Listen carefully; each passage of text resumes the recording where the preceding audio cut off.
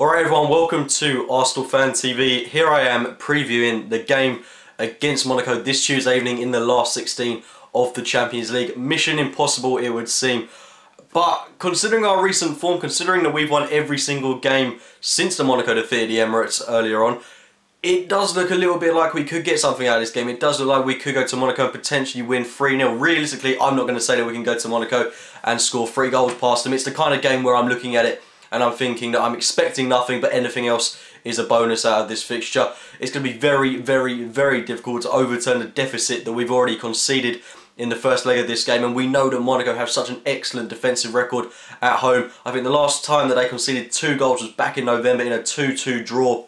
So we know quite how difficult this is going to be. But I'm confident that if we throw absolutely everything that we've got against them, I'm confident that we can at least get a couple of goals in this game. But we know that a couple of goals isn't enough. We need to be scoring 3 past them. And that's going to be very difficult. They made it very difficult for us in that first leg. But I can kind of take hope from other results that have been occurring in the Champions League. For example, Schalke's victory over Real Madrid. And then you had PSG getting 2 goals against Chelsea. So it does give me a little spark of confidence. I am confident that we are going to win this game. I'm just not very confident on whether we're actually going to go through when the final whistle blows. It's a very big and uphill task that we've given ourselves here. The first leg was absolutely unforgivable. The fact that we look so unmotivated just really summed up our performance. And as well as that, let's not forget that we did create chances that I think we can take confidence from. It's just a lot of them fell to Olivier Giroud, who was incredibly off the ball. It is vital that if Giroud is to start this game, which I'm confident he will, it is absolutely key that he is on the ball. Massive game for him, as well as the whole of the team. I think defensively we don't have too much to be concerned about. I felt that up until the time that we conceded in the game against Monaco, they were offering very little at the attacking end of the pitch. Although that's not to say that they didn't look dangerous whenever they attacked, because they did. They had very good attacking players. Despite, you know, what you might think of Dimitar Berbatov, etc., they have got good players going forward, which can potentially cause a threat. But let's not forget they are a depleted team in this leg of the fixture. So it's certainly a Monaco side that we can expose. But I think that they're going to look at those games, that like the Schalke ones, the PSG ones that I've already mentioned. They're going to put a lot of men behind the ball, which you would rightly expect them to do. And I think it's just a case of us trying to break them down and score at least 2 goals in that first half. That's what's absolutely key for us, getting a couple of goals within, I'd say, if we could go 2-0 up within 20 minutes, the scenes would be absolutely unreal. But it's a very big ask. The likes of Kondogbia were absolutely immense in the game in the first leg, made it very difficult for us to get past them. But he is a player that's prone to error, as is their backline. Ricardo Carvalho is aging. They have got players that can certainly be exposed, but I just don't think we can look at individuals really. I think that as a unit, they're very well regimented. They've got a very good manager who's in charge of their team, and they know exactly what they've got to do in this game. They've got to see it out and play on the counter. I think it's a big game for both of our centre-halves, Mertesacker and Koscielny, or Gabriel if he's to start. Vital that they stay disciplined in this fixture. Just if they were to stay back, Mertesacker doesn't need to bomb up the pitch because he doesn't offer anything attacking wise apart from a big body, but he's very slow to track back. He was the key weakness in the side against Monaco in the first leg. Absolutely disgraceful performance by him, and since he's come back into the side after being dropped to Gabriel, I think he's played very well, and I wouldn't expect him to be over-committing in this game because he does do that even at the best of times. We need our 2 centre-halves to stay disciplined, stay in our own half, because there's absolutely no need for them to go attacking in this game. Just let our attacking players in Ozil, Cazorla, etc. attack in this game, and the influx of talent that we've got going forward should be enough to get us a couple of goals if we continue to press. We've got to get them from the get-go, really. I'm not too sure if I want to see Danny Welbeck or Theo Walcott start this game. I think it's a real question of, do we start Ozil or Cazorla?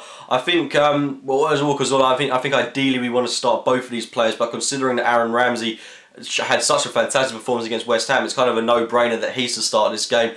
And then you ask the question of, do you start Ozil and Cazorla, or do you start one or the other? I think it maybe would be more beneficial to start one or the other, but I think personally, that both of these will start, and I think that you'll start with, I think Wenger is going to play one of them out wide, but they're going to interchange in that number 10, or I think that would be a preferable thing to do. We're going to need that creativity. We're going to be needing these players to create space in the box and really break down that Monaco midfield, as well as their defensive. Toulon comes back into the side for them. It's going to be a very defensive display for them, and they're going to make it incredibly difficult for us to break them down. So I would personally start Cazorla and Ozil. My team in full would be David Ospina in goal, Hector Bellerin, Laurent Koscielny, Per Mertesacker, Nacho Monreal, Francis Coquelin, Aaron Ramsey, Mesut Ozil, Santi Cazorla, Alexis Sanchez and Olivier Giroud.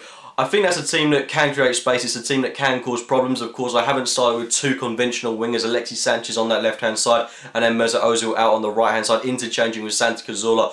I would play that way, create spaces, create opportunities for the likes of Olivier Giroud, Alexis Sanchez to get into, and then with at the 60-minute mark, 70-minute mark, something like that, bring on Theo Walcott and Danny Welbeck. They can have a real impact from the bench. They can still be key figures in this game, despite not starting it, in my opinion. But I do think one of Welbeck or Walcott will start in this fixture. But it's a very, very, very difficult one to call. I think with those two players coming off from the bench, they can cause a Monaco side which is struggling with injuries. I can think they can cause it a lot of problems. Certainly we've got to run them ragged. That's the key thing in this game. When we bring on players with pace and ability, when this team, the Monaco side, get incredibly ragged, I certainly think that we can expose their errors, get a couple of late goals. That last half an hour is going to be absolutely pivotal in this fixture, but it's a big, big, big ask. I'm not pinning my hopes on anything in this fixture. Like I mentioned at the start of the video, I'm expecting absolutely nothing, and anything else is a bonus. But if we were to go through, it would be an absolute revelation. All would be forgiven for what happened in that first leg, which quite frankly was unforgivable as it stands.